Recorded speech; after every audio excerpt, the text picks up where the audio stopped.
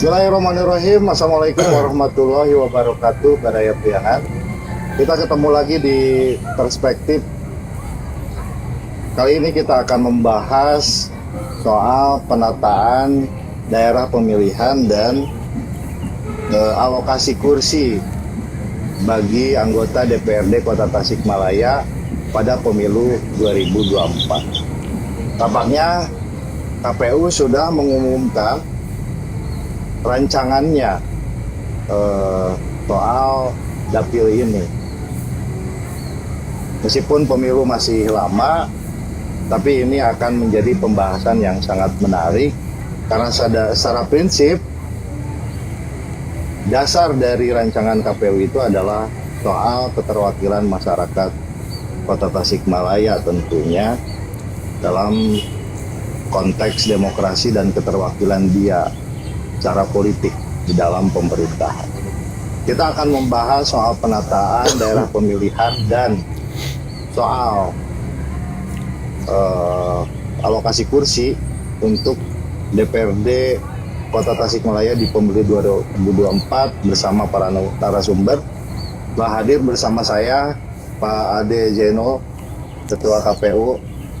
Terima kasih Pak Dede SIP, Ketua DPD PKS Kota Tasikmalaya. Ada Bu Heni, Sekretaris DPC PKB Kota Tasikmalaya, dan ada Pak Muslim Merdeka, Ketua DPC PDI Perjuangan Kota Tasikmalaya.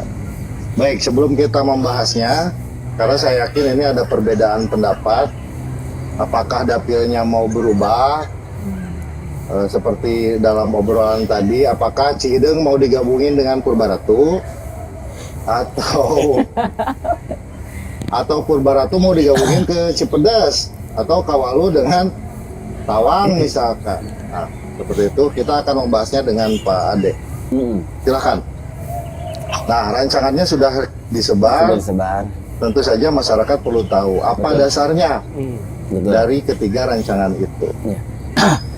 Baik, terima kasih Pak Muhajir. Saat ini KPU Kota Tasikmalaya sedang melakukan tahapan penataan dapil. Ada beberapa subtahapan di dalamnya dalam tahapan penataan dapil tersebut. Pertama tentunya penyusunan konsep. Nah, itu sudah dilakukan oleh KPU Kota Tasikmalaya. Salah satu konsepnya itu adalah harus memperhatikan prinsip-prinsip lah ya yang harus dipenuhi dalam penataan dapil. Di antaranya ada prinsip proporsionalitas, artinya satu orang satu suara. Jadi dalam menghitung nanti dapil itu adalah berdasarkan jumlah penduduk begitu. Kemudian yang keduanya juga ada aspek proporsionalitas dalam pengertian antar dapil dengan dapil yang lain ini jangan sampai jomplang, terlalu jomplang jumlah alokasi kursinya. Ada aspek integralitas wilayah, artinya satu wilayah dengan wilayah yang lain, kecamatan dengan kecamatan yang lain itu tidak boleh terpisah, tapi harus berbatasan secara geografisnya. Kemudian juga aspek kohesivitas, aspek kultur, aspek sosiohistoris dan yang lain-lain diperhatikan. Jadi pertama itu kita perhatikan. Yang selanjutnya juga bahwa KPU itu memang diberikan kewenangan atributif untuk melakukan penataan dapil. Dalam penataan dapil ini, pertama KPU harus memperhatikan dapil yang ada sekarang ini atau existing district ya. Jadi dapil yang existing sekarang, selama itu tidak ada penambahan jumlah penduduk yang menyebabkan kelebihan kursi lebih dari 12 ataupun kemudian itu boleh diajukan. Kecuali memang tadi ada penambahan jumlah penduduk yang menjadikan lebih 12 kursi, ataupun ada aspek-aspek substantif, ada evaluasi umpamanya dari stakeholder, dari partai politik. Nah, itu bisa nanti dilakukan perubahan. Kemudian juga selain itu KPU diharuskan juga membuat alternatif dapil yang lain. Nah, di KPU diberikan keleluasaan oleh KPU RI untuk maksimal itu membuat alternatif dua dapil, dua konsep, dua rancangan selain dapil yang existing. Maka KPU Tasikmalaya itu mengajukan ke publik selain dapil yang existing yang sekarang ini juga membuat alternatifnya. Dapil rancangan 2 dan dapil rancangan 3 yang saat ini sedang ditawarkan kepada masyarakat. Nanti juga kita akan mengundang partai politik untuk dilakukan rapat koordinasi. Setelah itu nanti kita juga akan melakukan uji publik. Ya. Oke. Ada 3 rancangan. Betul. Rancangan pertama tetap. Rancangan pertama tetap 4 Berarti dapil. Dapil 1 Dapil 1 Cihideng Tawang Bungur Sari. Bungur Sari. Dapil 2 Cipedes Sindihiang. Dapil 3 Ciberem Taman Sari Purbaratu. Dapil 4 Kawalu Mangkubumi. Itu Oke, dapil yang itu. existing. Itu ya dapil yang sekarang. Secara substansi dapil yang existing juga tidak melebihi 12 kan? Betul. Maksudnya secara substansi itu tidak perlu ada perubahan Betul. dapil, Ya. kecuali ada hal-hal yang ditawarkan mungkin ya. Betul. Kalau minimum kursinya gimana? 3 3 kursi. 3 kursi. Ya. Maksimal 12. Tapi nggak mungkin kan ada satu dapil 3 kursi yang lain 12. Tadi kan? ada mengacu kepada pemilu proporsionalitas di sana. Jadi mengutamakan dalam satu dapil itu adalah jumlah kursi yang besar begitu. Sebenarnya kalau dari aspek kultur yang kemarin juga antara Bungur Sari dengan Tawang itu nggak satu kultur. Bungur Sari itu dekatnya dengan Mangkubumi atau dengan Ilian. Iya. Dari sisi kultur, apa tadi istilahnya Kohesivitas. Ada kohesivitas, ada kesamaan kultur tentu. Oke, yang baru ditawarkan oleh KPU gimana? Ada kita membuat 2 rancangan. Rancangan yang kedua itu kita 5 dapil. Ada Cihideng Tawang, dapil 1-nya. Oke. Dapil 2-nya Cipedes Sindihiang. Dapil Oke. 3-nya Ciberem Purbaratu. Dapil 4-nya Kawalu Taman Sari. Dapil 5-nya Mangkubumi Bungur Sari. Nah itu dekat sebenarnya itu. Iya. Sangat kohesif dari sisi kultur dan kesempatan partai politik sebenarnya yang ini kan udah gede-gede ya partainya, jadi tidak perlu khawatir kehilangan kursi tentunya. Karena pembagi kursinya semakin kecil gitu tentunya. Iya. Oke, saya dengar nih ada perbedaan pandangan nih dari partai politik. Sorry, satu lagi. Ya, Ade, rancangan ketiga. Nah, yang ketiga itu kalau tadi kan Mangkubumi dengan Bungur Sari ya. Ya, Nah, kalau di dapil 3 itu di dapil 1 Cihideng dengan Mangkubumi. Itu masih berbatasan juga secara geografis. dengan Mangkubumi, oke. Kemudian dapil 2-nya Indihang Bungur Sari. Ini yang Secara historis dulu itu adalah Ya, masih satu kecamatan. bentuk wadanaan ya. Betul. Kemudian dapil 3-nya itu Cipedes Tawang. Cipedes Tawang. Cipedes Tawang. Bumi Batak. Kemudian dapil 4-nya itu Ciberem Ada Purbaratu. Iwan maksudnya mana? Berbatu masih ini. Dapil 5-nya Kawalu Taman Sari. Kalau Taman Sari ya masih satu rumpun. Iya. Kecuali yang Mangkubumi sama Cihideng. ya. Gitu. Kalau itu Pak Muslim paling senang itu. Oke, saya dengar ada perbedaan pandangan di antara partai politik. Konon kabar ya, ini PKB pengennya tetap aja, gitu. Karena ya mungkin kadernya di sana sudah dengan dapil yang tetap ini sudah terbagi. Kalau Kawalu sama Taman Sari disatuin kan jadi bentrok kader yang jadi kursi yang sekarangnya bentrok gitu. Ya, Dia diadu antar kursi. Ada pembicaraan seperti itu. Katanya PKS minta 5.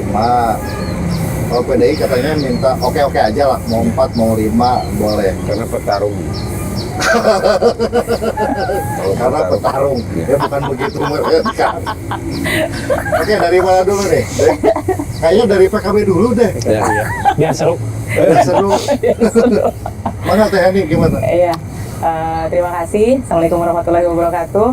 Mungkin tadi seperti yang tadi dipaparkan oleh KPU, ini kan ada beberapa hal yang memang menjadi latar belakang Oke. pelebaran atau pemekaran dapil gitu kan. Salah satunya tadi udah diterangkan, tetapi yang PKB yang kaji ini kan peningkatan jumlah penduduknya nggak terlalu signifikan sebenarnya Iya. di angka 200 gitu kan, di angka 200. Jadi tetap kita masih di 45 kursi di 45 kursi dengan nah ini pertanyaannya gini, apakah ada dari satu dapil itu yang menghasilkan 13 kursi? Enggak gitu loh. Berarti kalau udah melahirkan 13 kursi itu otomatis logis kalau itu udah dimekarkan. Tetapi kalau masih dari sisi jumlah penduduk itu apa disebutnya tuh BPPD-nya itu masih di angka 12 kursi. Itu kan maksimal 12 kursi ya kan ya? Kursi, ya. Minimal 3 kursi ya per dapil itu. Nah, kalau itu masih oke, kenapa enggak gitu kan? Kenapa enggak? Ketika hal yang sudah baru ya hal-hal yang lama itu kita pertahankan. Maksudnya seperti itu. Oke. Jadi tidak ada secara pemetaan politik nih. Enggak. Oh ini merugikan Kita PKB sama-sama nih kayak kita gini. sama-sama petarung rancang sama. PKB nggak masalah, siap tarung juga kan. Gimana PKS gimana? Katanya PKS minta 5 nih. Coba aja nih dapilnya katanya. Baik. PKS juga katanya kayaknya udah ngitung-ngitung motret. Bismillahirrahmanirrahim. Assalamualaikum warahmatullahi wabarakatuh. Waalaikumsalam. Terima kasih atas kesempatannya. Jadi jujur saja PKS sampai hari ini belum melaksanakan kajian yang lebih mendalam gitu kan terkait dengan penataan dapil. Ya. Jadi belum. Cuman setelah terbit ya surat dari KPU itu, PKS meyakini dan percaya ya kepada KPU terkait dengan rancangan penataan ini sudah melalui pengkajian yang komprehensif gitu ya.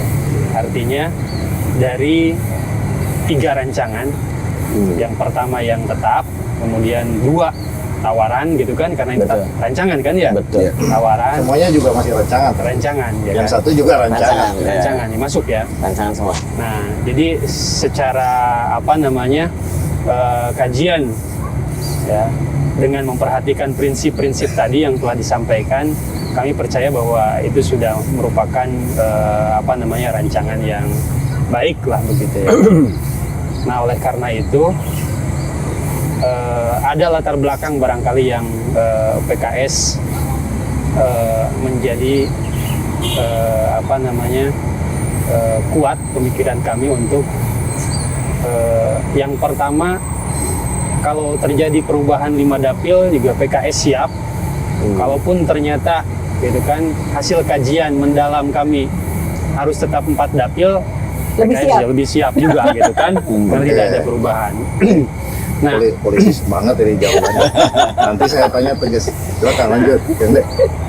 masalahnya hari ini kan tentang substansi pemekaran dapil atau penataan dapil ini, bahwa ingin ada keterwakilan ya masyarakat yang lebih baik lagi ke depan gitu. Jangan sampai masih terjadi ketimpangan pembangunan di Kota Tasikmalaya ini. Karena pemerintahan tentu ingin melakukan pembangunan ini terjadi secara merata gitu kan. Nah,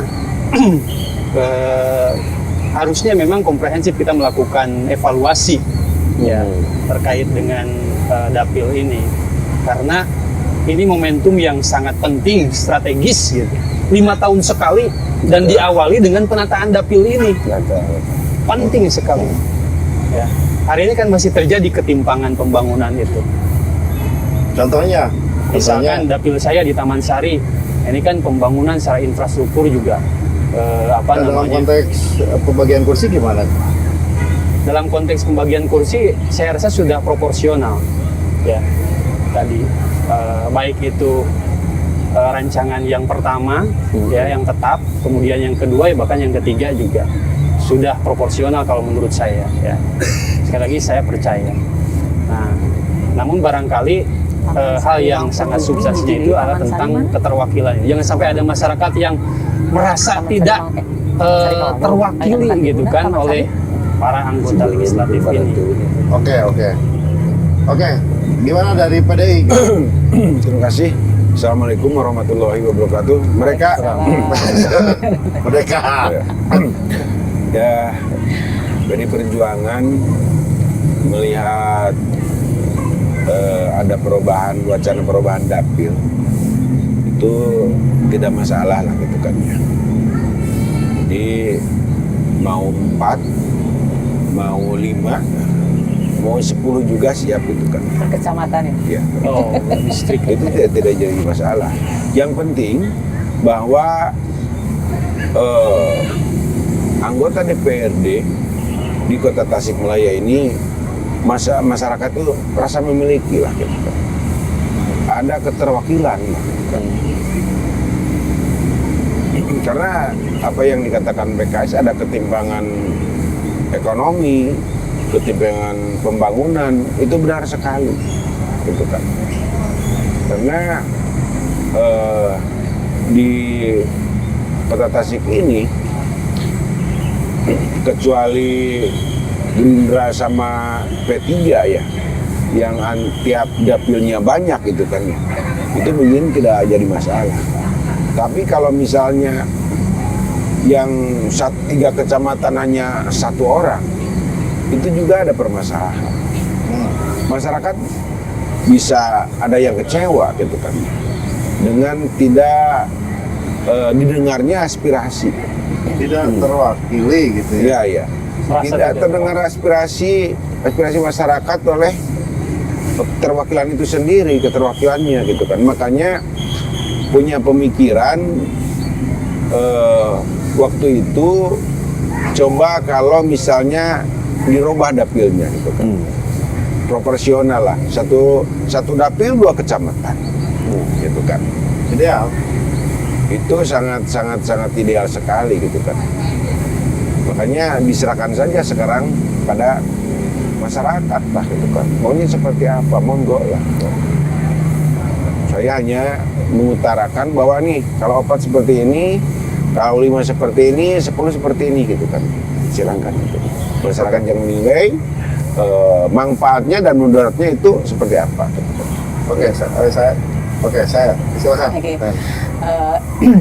Ini luar biasa sekali sebenarnya PKS dan PDI itu tarik ulur seolah di tengah. Jadi Babari, kalau satu kesini tinggal geser, tinggal geser.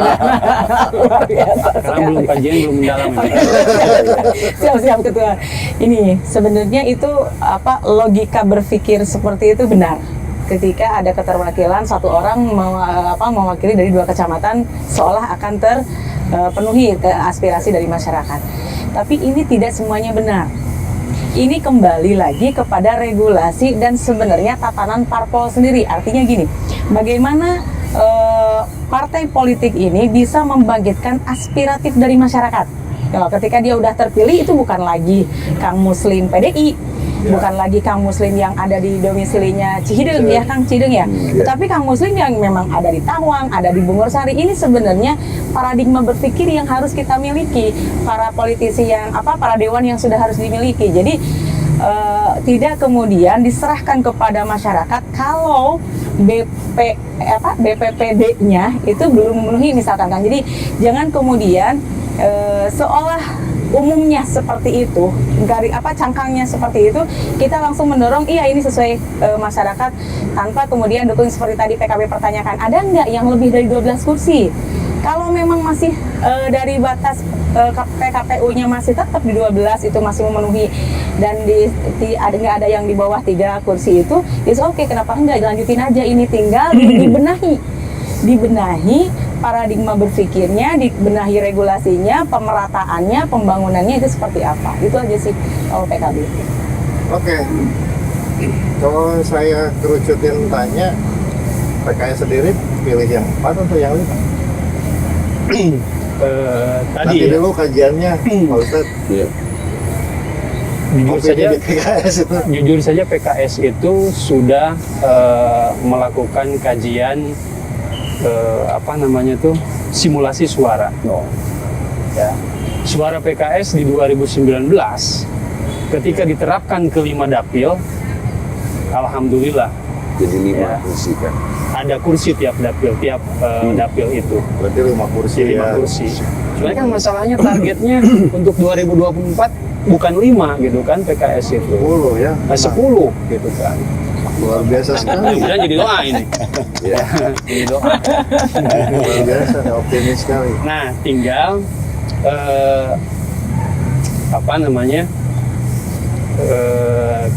KPU bisa memastikan sebetulnya yang pertama ke partai politik, ya, kemudian juga ke masyarakat, karena sebetulnya rencana ini tuh kan pemilu 2019 juga sudah dilontarkan, Jadi bisa bahkan juga dari 2014 ya. Iya.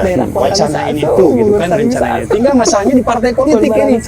Dari akademisi sudah oke, tokoh masyarakat juga kan sudah oke gitu. KPU sendiri siap gitu kan. Iya. Tinggal partai politiknya ini. Jadi intinya PKS itu ya gembira kalau 5 karena simulasi suara yang kemarin Iya. bisa 5 kursi, alhamdulillah. Alhamdulillah. PKB pilih yang mana, 4 atau 5? Ya kembali lagi ke Kayak saklek aja sih. ya aku gini juga kan. Artinya gini, kalau KPU kan selalu mengatakan bahwa ketika kita memilih harus ada latar belakang yang menjadi Tadi latar acuan. belakangnya Ya udah. kan? Iya, kan latar belakangnya Oke. udah. Kecenderungannya nih, Kalau kecenderungan kita ada di tetap. Ada di tetap, tetapi kalau dari hasil perubahan jumlah penduduk dan itu memang ada yang menjadi 13 dapil, ada pemekaran ya kita nggak it's okay gitu loh. Iya. Karena insya Allah lah semua ranting sama 69 ya semua mudah-mudahan partai. kan nanti meskipun ya sama lah. Ya, Udah simulasi kan? Simulasi. Ya, Partai-partai isi sudah semua itu. partai-partai sudah melakukan simulasi harusnya. Betul. Jadi PKB ini cenderung keempat ya. Ya kalau alasannya itu kan ini mohon difahami dulu, bukan kemudian seperti tadi asumsi Kang Muhajir atau Pak Ketua Ya kan, PDI kalau- yang nggak mau berjuang, enggak. Kalau dalam politik kan wajar. Iya. Karena kan partai politik melakukan pemetaan sebelum Kan bertarung. ngehanut-hanut nggak jadi masalah. Jadi kalau PKB tetap acuannya di PKPU. Kalau ini nggak berbenturan dengan PKPU gitu loh Kang.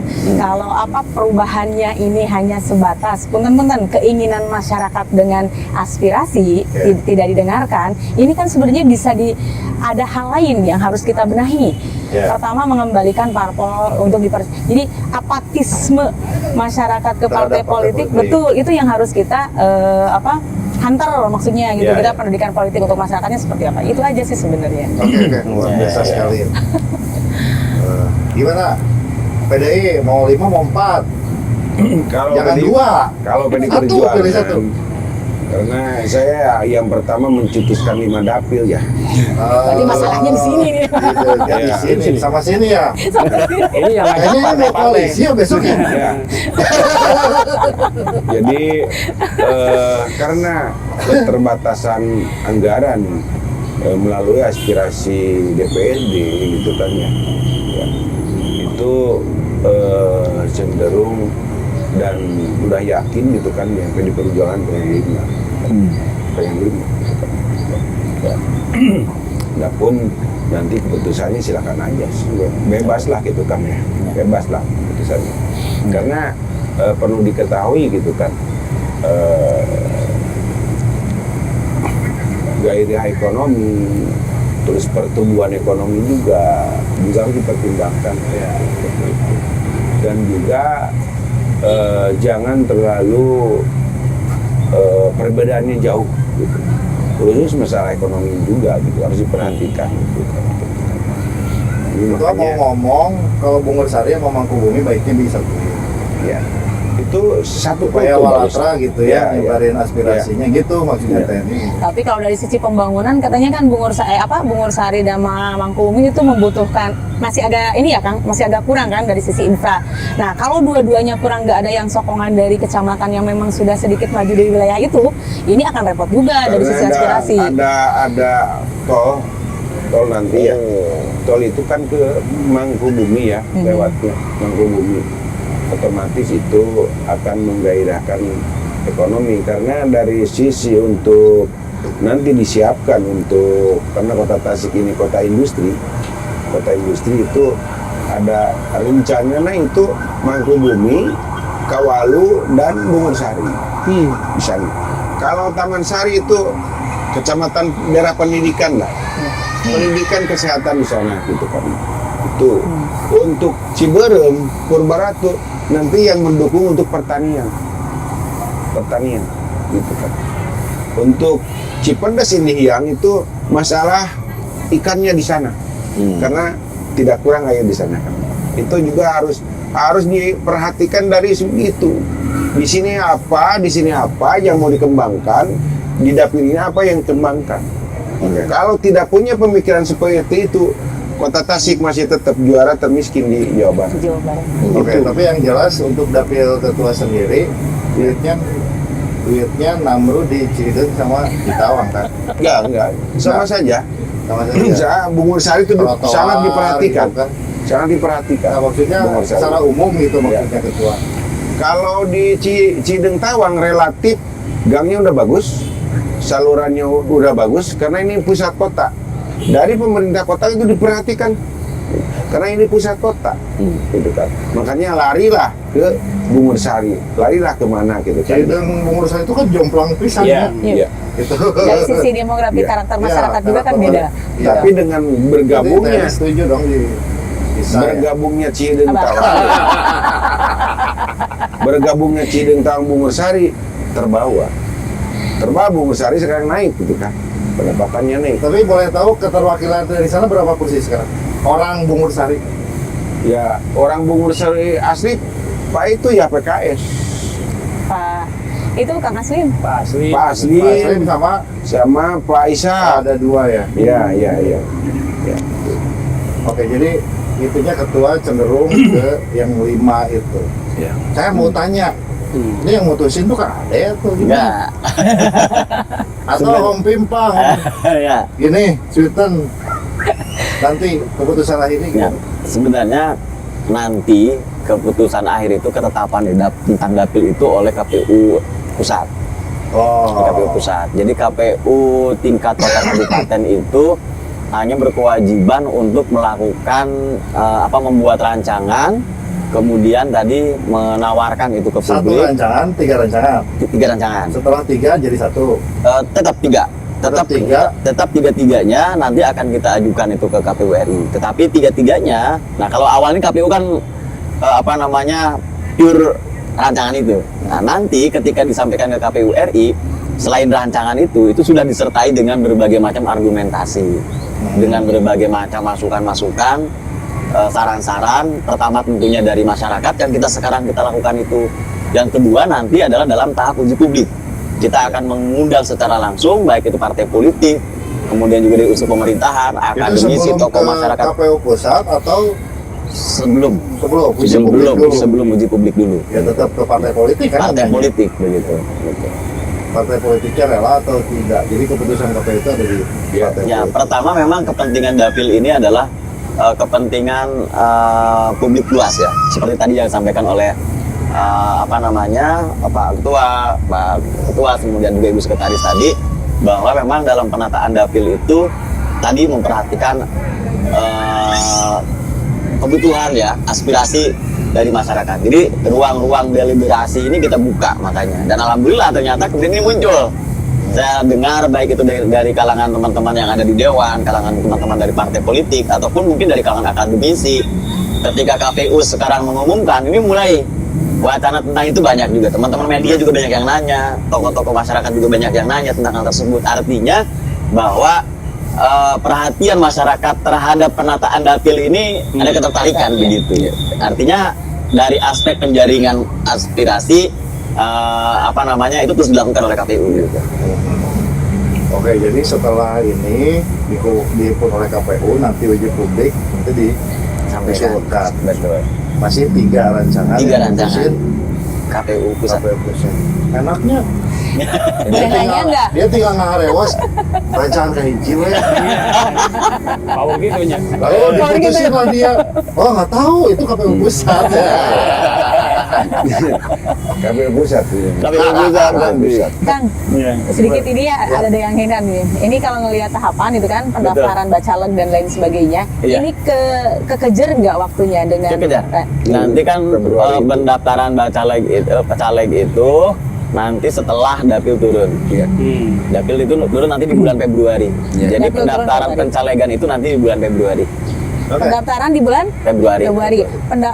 Turunnya dapil di bulan Februari sebelum luar itu. biasa. Sebelum itu. Semua partai sekarang itu kan lagi menyiapin yang awal ya, Iya. walaupun ada yang diijir-ijir di pelebaran pemekaran. Betul. Kalau ininya mendesak, gitu loh. Iya. Kalau ininya mendesak semuanya di Februari, Iya. nah ini bagaimana? Terus kemudian pertanyaan saya, uji publiknya itu berapa lama?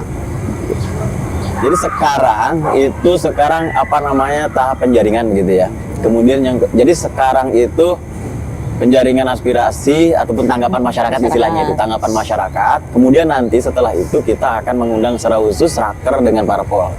Karena walaupun tadi kepentingan adalah secara publik umum, tetapi nanti dapil ini secara spesifiknya akan digunakan oleh parpol. Betul. Begitu. Jadi nanti kita akan undang secara parpol secara khusus juga untuk melakukan kajian dan seterusnya.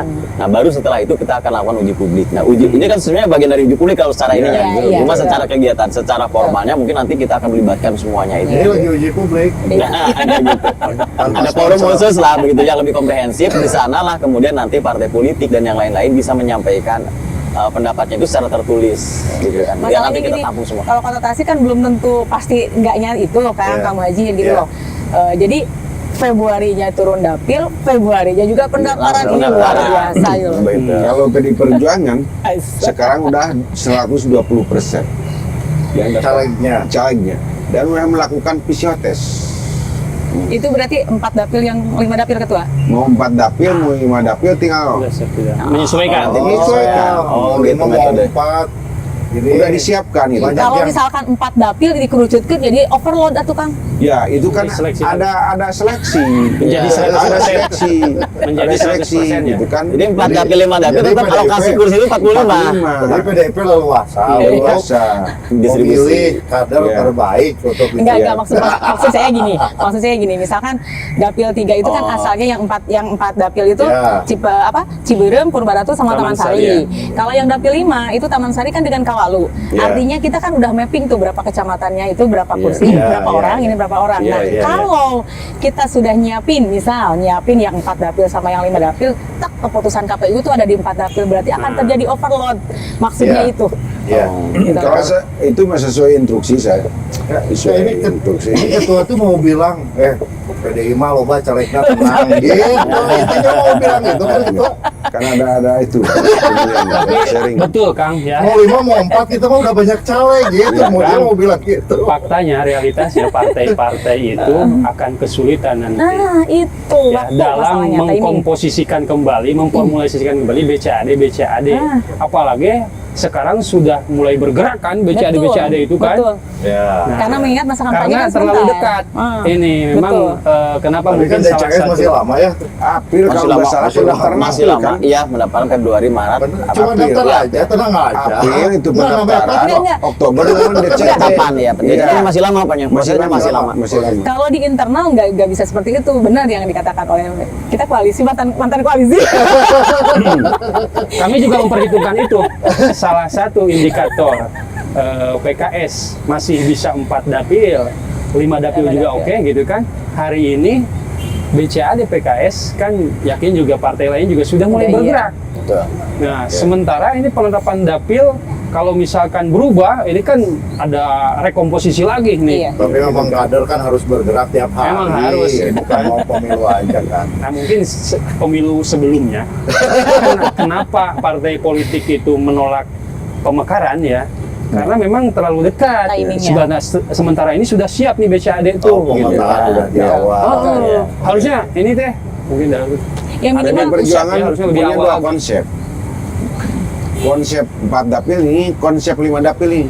calonnya. Ya, calonnya udah disiapkan dari sekarang. Hmm. Jangan sampai nanti siapa yang siap di sini, siapa yang di sini udah. Oh, itu udah masukan buat PKB ya. Ya. Udah disiapkan. Jadi kalau misalnya Disiapkan robah, dari sekarang. ya udah siap pasukannya gitu kan. Iya. Gitu. Masukan juga buat PKS. Ya, ya. Kan kalau poin saya ya, sekali lagi ini momentum 5 tahunan, sehingga sangat penting, sangat urgent penataan dapil itu. Kita harus mengevaluasi lah gitu. 4 dapil ini kan semenjak Iya. pemilu 2000 2000 berapa? 14. Iya. Nah, ini mepet-mepet ke 5. 2014. Iya. Enggak, persoalan hari ini Kota Tasik kan termiskin se-Jawa Barat gitu kan, masih ada ketimpangan pembangunan. Jangan-jangan, jangan-jangan si anggota legislatif ini tidak dekat dengan masyarakat. Kalau misalnya dilakukan pemekaran, ya ini kan artinya mendekatkan, mendekatkan anggota dewan gitu kan, wakilnya dengan masyarakat, dengan kecamatan. Gitu Kirain kan. teh refleksi. Jadi nggak jauh lah. Betul. Kalau misalnya orang sekarang kan orang Taman Sari mau ke Pak Dede, wah enggak terlalu jauh gitu kan. Tapi kalau orang Ciberem dekat kan, Ciberem Purbaratu kan gitu. Paradigma tadi. Ini konsep nomor 2 nih. Udah mepet. Enggak, kirain ketua PKS itu mau refleksi dari pemekaran dari 2000 berapa? Kemarin 2004 sama 2014 ya. Yang Cipedes, Indihiyang, Bungur Sari misah gitu kan.